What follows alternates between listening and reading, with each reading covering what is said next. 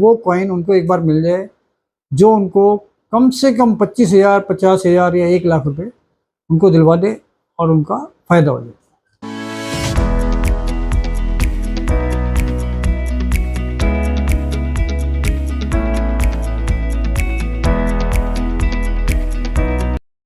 दोस्तों नमस्कार, royal arts and numismatic gallery रंग के यूट्यूब चैनल पर आपका स्वागत है। दोस्तों आज हम बात करेंगे उन रेयर सिक्कों की जिनका सभी लोगों का ख्वाब होता है कि हम भी ये बहुत मेहनत करते हैं, वो भी मेहनत करते हैं कि वो कॉइन उनको एक बार मिल जाए जो उनको कम से कम 25,000, 50,000 या 1 लाख रुपए उनको दिलवा दे और उनका फ़ायदा हो जाए।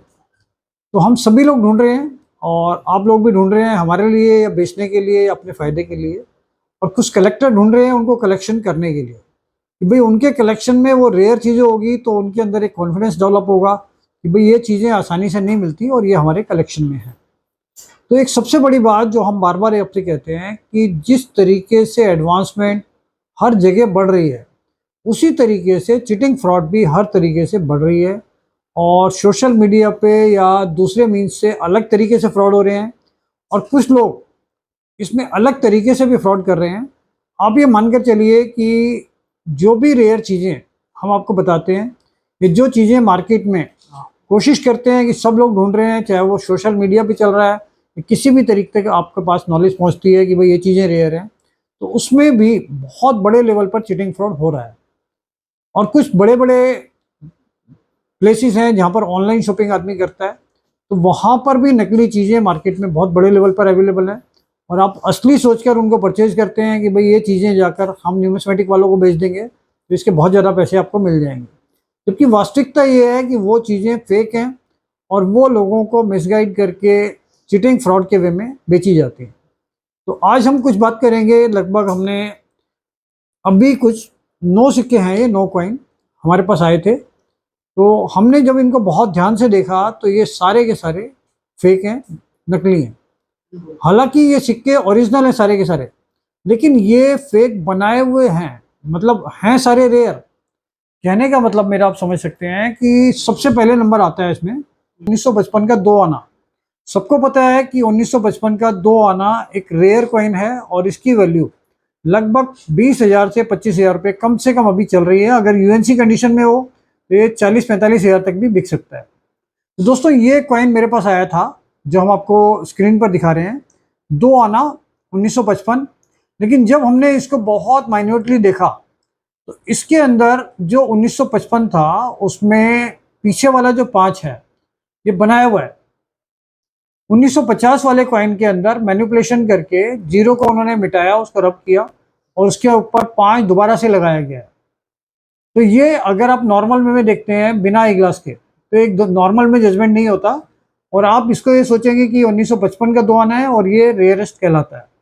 तो अगर आप ये हमारे पास लाते हैं और ये ओरिजिनल होता है तो हम भी इसको 15-20,000, 25,000 तक परचेज कर रहे हैं। इसी तरीके से इसके अंदर जो मैनिपुलेशन है तो उस चीज़ का आपको ध्यान रखना है। 1955 का 2 आना, इसमें 5 जो है 1950 के बदले इसमें 5 इसमें लगा के वो चेंज कर दिया जाती है इसकी डेट, और कॉइन ओरिजिनल है। आप किसी भी एंगल से कॉइन को देखेंगे तो कॉइन में कोई अल्ट्रेशन नहीं है। तो ये आपको ध्यान रखना है कि इस तरीके के अल्ट्रेशन चीटिंग फ्रॉड वाले कर सकते हैं, क्योंकि 1950 का जो 2 आना है उसकी वैल्यू 300 रुपये से लेके और 500-600 रुपये, 700 रुपये तक है, इससे ज़्यादा नहीं है। इसी तरीके से ये दूसरा कॉइन है 1980 बॉम्बे मिंट का, ये काफ़ी रेयर कॉइन है और इसकी वैल्यू भी 20 से 25,000 रुपये नॉर्मल है। अगर ये यूएनसी कंडीशन में है तो इसकी वैल्यू भी 30-40,000 रुपये तक जा सकती है।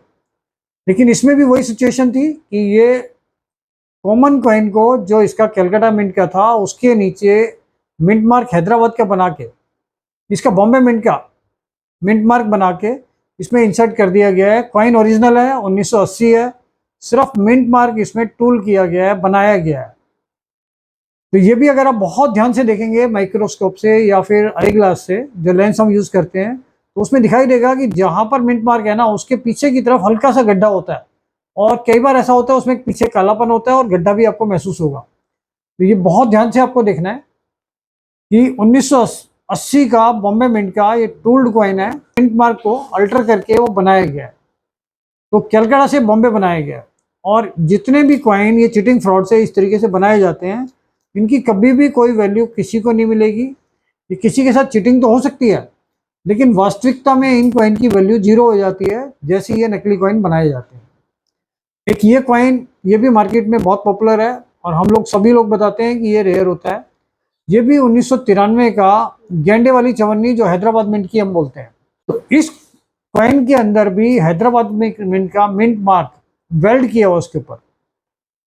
1993 में जो 1993 के नीचे मिंट मार्क होता है हैदराबाद का, वो इस पे वेल्ड किया हुआ है अलग से बना के। तो बेसिकली ये कलकत्ता मिंट का कॉइन है और इसके अंदर इन्होंने मैनिपुलेशन किया हुआ है। और कई बार ये ऐसा करते हैं कि बॉम्बे मिंट का भी वो रब करके उसको हटा के फाइल करके उसके अंदर दूसरा मिंट मार्क इंसर्ट करके उसको वेल्ड कर देते हैं। और जो इतना बारीकी से होता है कि आपको नॉर्मली एक जनरल वे में आप देखोगे तो आपको पता नहीं चलेगा कि ये मैनिपुलेटेड मिंट है।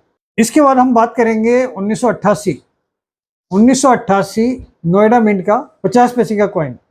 ये कॉइन भी अपने आप में रेयर है। इसके अंदर भी मिंट मार्क में ही वेरिएशन है।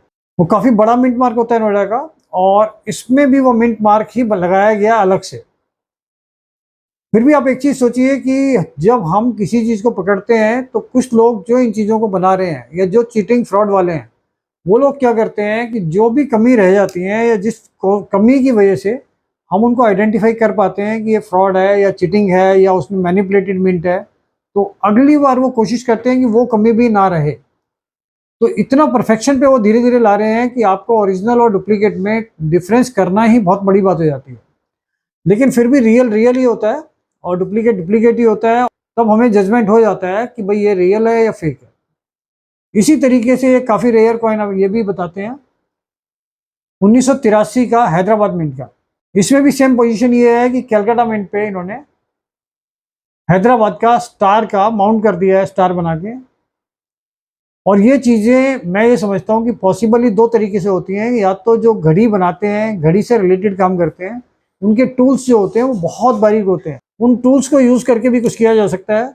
और या फिर जो ज्वेलरी में डायमंड के कारीगर होते हैं, जो ज्वेलरी बहुत बारीकी से बंगाली कारीगर बहुत महीन काम करता है, बहुत बारीक काम करता है, वो भी इस तरीके के टूल बनाने में हेल्प कर सकता है। जो लोग न्यूमिस्मेटिक्स वाले हैं या जो चिटिंग फ्रॉड में इंटरेस्ट रखते हैं, जिन लोगों को लाखों करोड़ रुपए चिटिंग के थ्रू कमाना है, तो वो ये सारे काम इस तरीके से करते हैं। तो देखो, सबसे मेन बात ये आती है कि आपके जो इतनी मेहनत से कमाए हुए पैसे होते हैं, आप कुछ प्रॉफिट करने के लिए उसमें इन्वेस्ट करते हो, कुछ चीज़ों का फ़ायदा उठाने के लिए, अपने कलेक्शन को पूरा करने के लिए, अपने शौक को पूरा करने के लिए ज़्यादा पैसे देकर भी चीज़ें लेते हो। और अगर वो चीज़ें आपको गलत मिल जाती हैं या आप चीटिंग फ्रॉड का शिकार होते हो या आपके पास टूल्ड चीज़ें, नकली चीज़ें आ जाती हैं, तो आपकी खुद की कॉन्शियस अलाउ नहीं करती कि आप उसको बेचो। तो आप मानकर चलिए कि हम लोग भी, अगर हमें महसूस हो जाता है कि ये चीज़ें ओरिजिनल नहीं हैं, तो हम उसको उठा के अलग रख देते हैं और हम कभी भी वो चीज़ों को प्रायोरिटी नहीं देते कि वो बार बार उसको मौका मिले और वो उनको सेल करे। हम कोशिश करते हैं कि वो चीज़ें सेल ना हो।